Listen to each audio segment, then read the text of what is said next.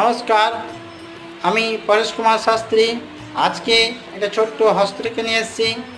সেটা হচ্ছে অনামিকার প্রথম ও তৃতীয় পর্বে যদি ত্রিভুজ চিহ্ন থাকে তাহলে সেই সব ব্যক্তি উচ্চশিক্ষা লাভ এবং ধার্মিক ও ইন্দ্রিয় জালবিদ্যায় পারদর্শী হইয়া থাকে।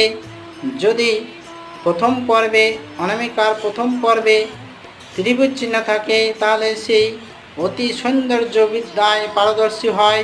যদি শুধু তৃতীয় পর্বে যদি ত্রিভুজ চিহ্ন থাকে তাহলে সেই ব্যক্তি অতিরঞ্জিত কথা বলতে ভালোবাসে।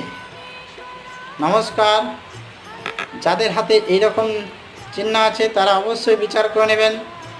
আমি প্রতি শনিবার, রবিবার এবং সোমবার হস্তরেখা বিচার করি নিজস্ব বাসভবনে চেম্বার